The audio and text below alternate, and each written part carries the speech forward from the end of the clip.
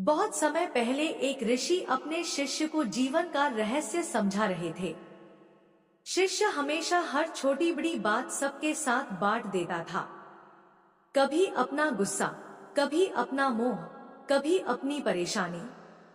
ऋषि ने उसे पास बिठाकर कहा, पुत्र, जब तुम अपना क्रोध सबको बताते हो तो लोग यह नहीं सोचते कि तुम सही हो, बल्कि यह खोजते हैं कि तुम्हारी कमजोरी कहाँ है।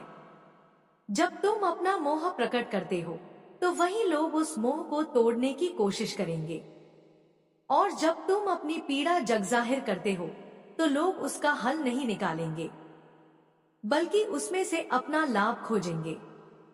शिष्य ध्यान से सुन रहा था। ऋषि आगे बोले, भावनाएं भी धन की तरह होती हैं।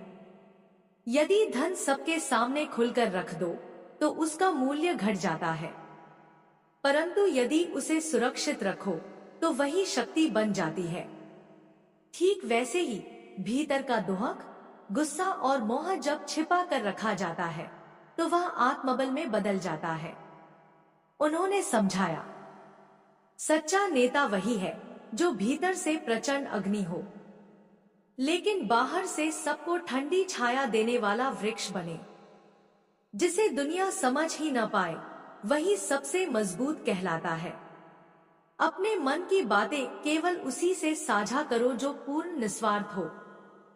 बाकी सबके सामने मुस्कुराओ और मौन रहो।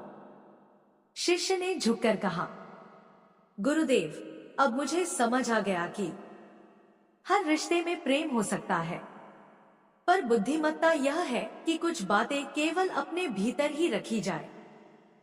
ऋषि मुस्कुराए और बोले, पुत्र, यही नीति जीवन का कवच है। जब तक यह कवच तुम्हारे पास रहेगा कोई तुम्हें तोड़ नहीं पाएगा। तो मेरे मित्रों, चाहे सामने वाला कितना भी करीबी क्यों न हो, कुछ बातें हमेशा अपने दिल तक ही सीमित रखो। यही जीवन की सच्ची बुद्धिमत्ता है।